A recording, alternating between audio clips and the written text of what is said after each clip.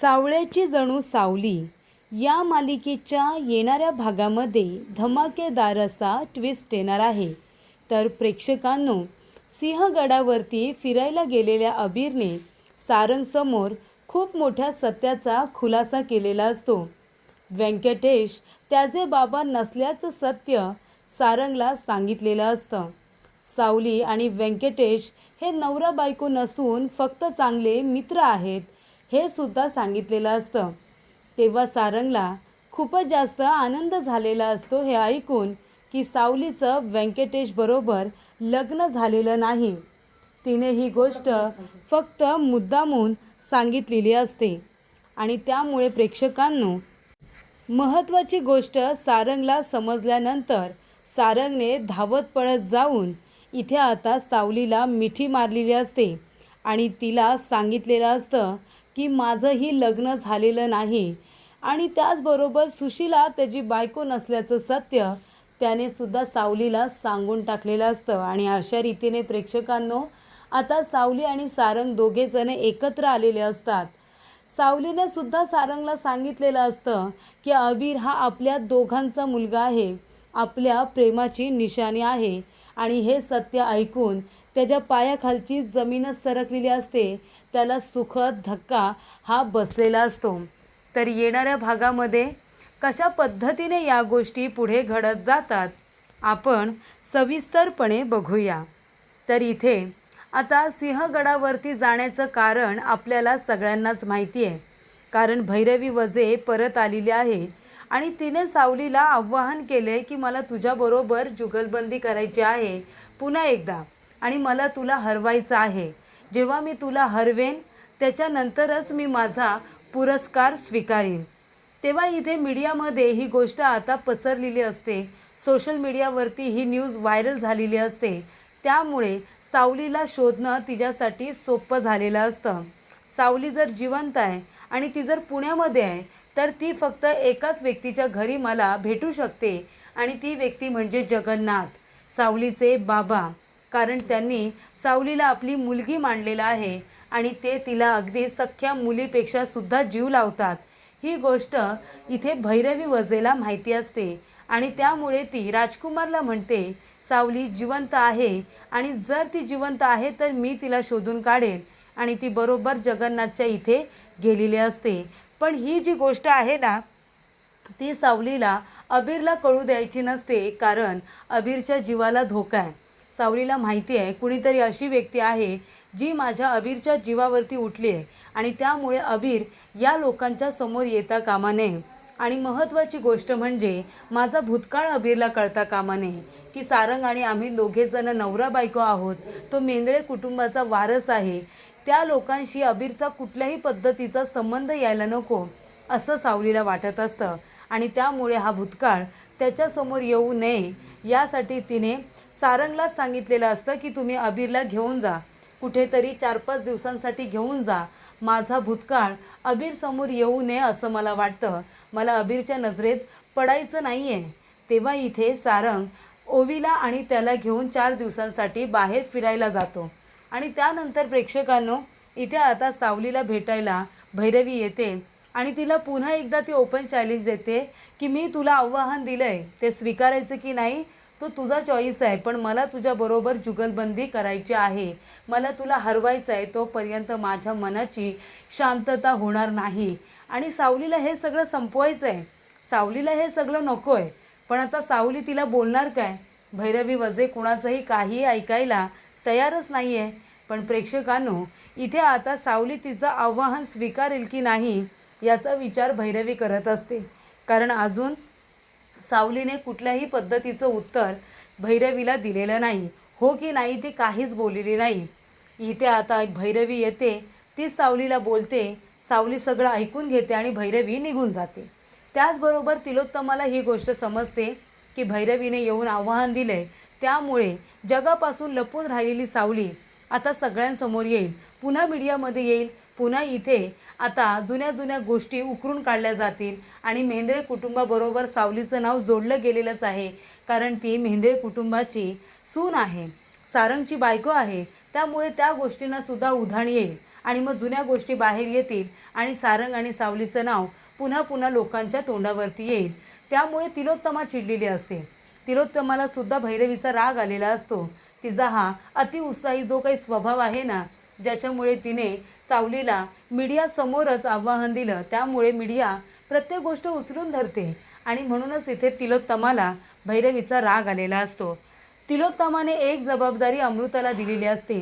तिने अमृताला सांगितलेलं असतं की तू जा सावलीला भेट आणि सावलीला सांग की तुला भैरवीचं चॅलेंज वगैरे स्वीकारायची गरज नाही आहे आणि जरी तुला स्वीकारायचं असेल तरी मेंद्रे कुटुंबाचं नाव कुठेही येता कामा नये. सारंग मला म्हणत होता की तिने लग्न केलं आहे म्हणून, तिचं लग्न झालं आहे. तिला जाऊन विचार की खरोखर तुझं लग्न झालं आहे ना, आणि जर लग्न झालं असेल तर जो तिचा नवरा आहे आत्ताचा त्याच्याबरोबर ओळख सांगायची म्हणून. त्याच्या नावानेच आता नवीन ओळख निर्माण करायची. काहीही झालं तरी माझ्या मुलाचं नाव घ्यायचं नाही असं सुद्धा जाऊन सांगायचं. ही गोष्ट अमृताला आता जाऊन तिलोत्तमाला सांगायची असते. म्हणून अमृता सावलीला भेटायला जाते आणि ती सावलीला विचारते, सावली तू सारंगला असं सांगितलेस का की तुझं लग्न झालं आहे? तेव्हा सावली म्हणते, हो माझं लग्न झालं आहे. ती म्हणते, सावली खरं खरं सांग, तुला शपथ आहे माझी, खरोखर तुझं लग्न झालं आहे? तुझ्या नवऱ्याचं नाव व्यंकटेश आहे? तेव्हा ती म्हणते, हो अमृताताई, त्याच्यामध्ये शपथ कशाला घेऊ, मी खरंच तुम्हाला सांगते, माझं लग्न व्यंकटेशजींबरोबर झालं आहे. अबीर आमचाच मुलगा आहे. अमृता म्हणते, तू खरं बोलतेस? माझा विश्वास बसत नाही आहे, कारण तू सारंगला सोडून दुसरं कुणाबरोबर लग्न करशील या गोष्टीवरती माझा विश्वास बसत नाही, मी खरंच सांगते. तेव्हा इथे अमृता तिला पुन्हा पुन्हा विचारत असते, पण सावली तिला काही खरं सांगत नाही की तिने लग्न केलेलं नाही आहे किंवा अबीर हा सारंगचा मुलगा आहे असं ती काहीच सांगत नाही. त्यामुळे अमृता येते, तिलोत्तमाला सांगते की सावली मला खरं खरं सांगत होती की तिने व्यंकटेश नावाच्या एका व्यक्तीबरोबर लग्न केले आणि अबीर त्या दोघांचा मुलगा आहे असंच मला सावली म्हणाली. म्हणजे सारंग जे काही बोलतोय ते खरं आहे. तिलोत्तमा म्हणते, चला, म्हणजे माझ्या मनातली भीती निघून गेली. तिने जर खरोखर लग्न केले, करू दे, माझी तर इच्छाच आहे की तिने माझ्या सारंगच्या आयुष्यातून निघून जावं. बरं झालं तिने लग्न केले. फक्त आता एकच गोष्ट आहे की भैरवी वजेने तिला जे काही आव्हान दिले आणि जे काही तिने आव्हान आता स्वीकारायचं किंवा नाही स्वीकारायचं तिने तिचं ठरवायचं. पण आता आपल्या मेंदळे कुटुंबाचं नाव कुठे येणार नाही. त्या सावलीला आपल्या मेंदळे कुटुंबाचं नाव अजिबात मीडियामध्ये घेऊ द्यायचं नाही. तिने तिचं नाव वापरायचं किंवा आत्ताचा तिचा जो नवरा आहे त्याचं नाव वापरायचं. तिचा आणि आपला आता काळीचा संबंध नाही असं इथे तिलोत्तमा म्हणते. त्या मुलीची काळी सावली माझ्या घरावरती पडता कामा नये. त्यानंतर प्रेक्षकांनो, इथे आता नियतीच्या मनामध्ये वेगळंच असतं. नियतीच्या मनात असं असतं की सारंगला सगळं सत्य समजावं. सिंहगडावरती फिरायला गेल्यानंतर इथे अबीरला खूप आनंद होतो. अबीर म्हणत असतो, thank you so much super hero, हे सगळं तुमच्यामुळे शक्य झालेलं आहे. मला गड वगैरे फिरायला खूप आवडतं, मला अशा ठिकाणी जायला खूप आवडतं. मी आईला प्रत्येक वेळी म्हणायचो की तू मला घेऊन जा ना, आणि मी तिला म्हणायचो की माझे बाबा असते तर ते मला असेच फिरायला घेऊन गेले असते आणि आज तुमच्यामुळे हे शक्य झालं. तेव्हा सारंग म्हणतो, पण तू तुझ्या बाबांबरोबर का नाही जात? बाबा असते म्हणजे तुझे बाबा तर आहेत ना. तेव्हा इथे ओवी लगेच म्हणते, अरे बाबा ते काय त्याचे खरे बाबा नाही आहेत ना. तेव्हा इथे सारंग म्हणतो, म्हणजे काय बोलतेस तू ओवी, खरे बाबा नाही आहेत म्हणजे? तेव्हा इथे ओवी म्हणते, अबीर बाबाला सिक्रेट सांगू का? तेव्हा इथे अबीर म्हणतो, पण माझी आई मला ओरडेल. तेव्हा इथे ओवी म्हणते, आता सांगून टाक, पण बाबा तू कुणाला सांगू नकोस हा.